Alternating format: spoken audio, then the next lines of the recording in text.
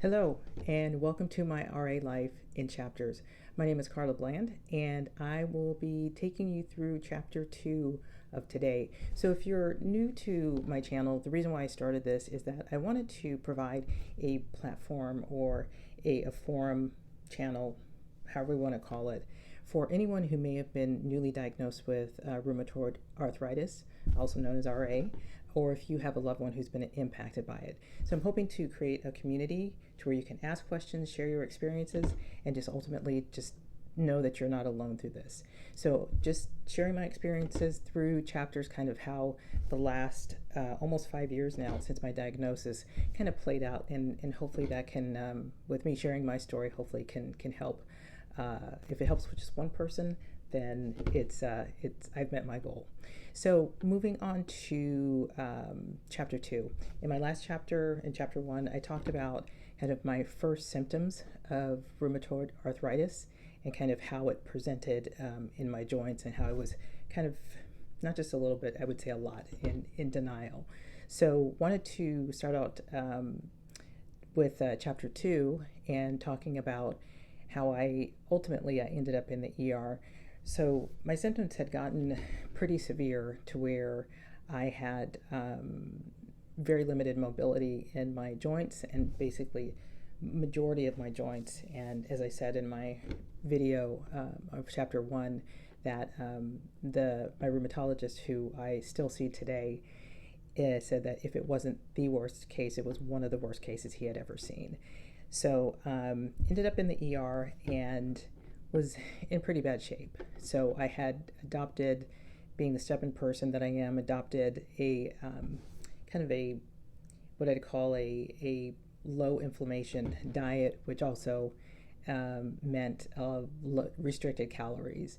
So consequently I'd lost a lot of weight. So I was extremely thin, extremely weak, and because of the amount of inflammation, just extremely tired. The fatigue was something I had never experienced before. So ended up in the ER, and the doctor who did the initial examination decided, actually looked at me and said, you know what, we have a rheumatology department that's right across the street. She said, I think I'm going to see if I can get a hold of a rheumatologist to see if they can come over. And about that time, it was about 3:30 in the afternoon, so she called over and said, let me just see if I can just get a hold of somebody. And luckily, there was a rheumatologist that was available. So about 20 minutes later, I was introduced to a person or a doctor who I think forever kind of changed my path and how well I'm doing today. And that is a gentleman by the name of Dr. Michael Chang. So Dr. Michael Chang is out of UCI in California, actually more specifically out of Tustin, California. And at the time I was living in California. So he basically took one look at me and said, you've got RA. So there's like a kind of like a 25 point like checklist to see if you really look like you potentially present as RA. This is before even seeing labs and things like that. So he said pretty much, yeah, pretty sure you got RA.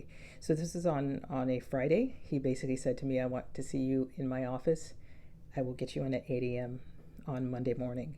So sure enough, 8 a.m. Monday morning, went to go see him, and kind of the journey began from there. So he basically, from there, said, we have to be very aggressive with this.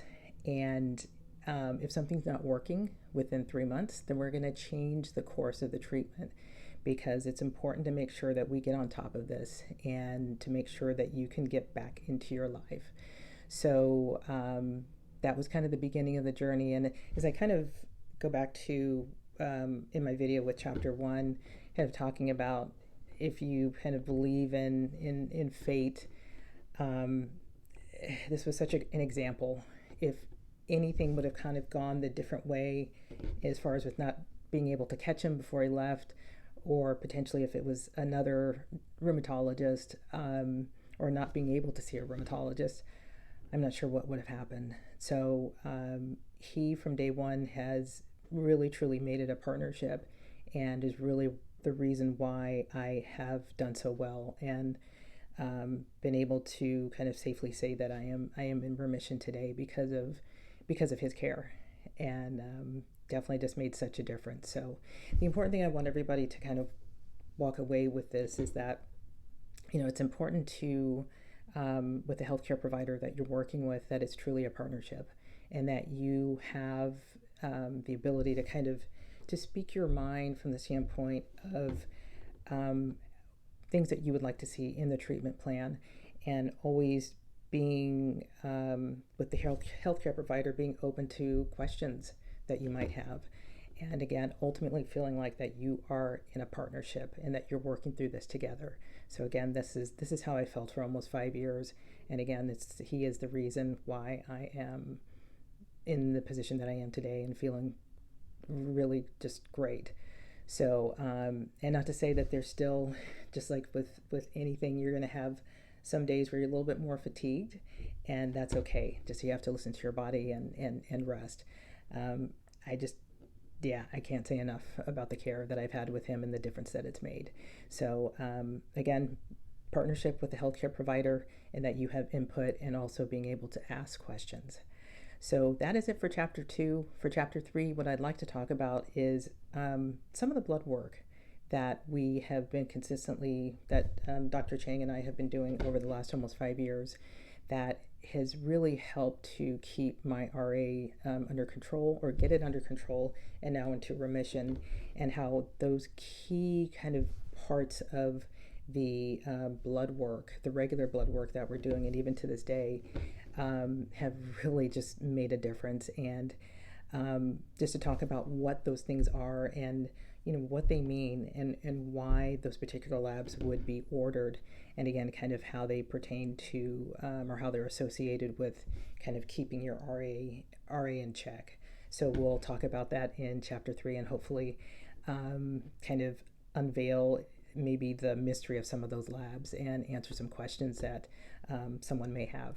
And again, the key is to try to make it to where it's not as overwhelming as a diagnosis can be. So, all right, that's it.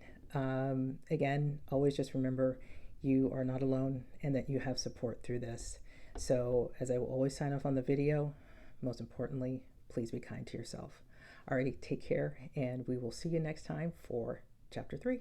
Alrighty, bye-bye.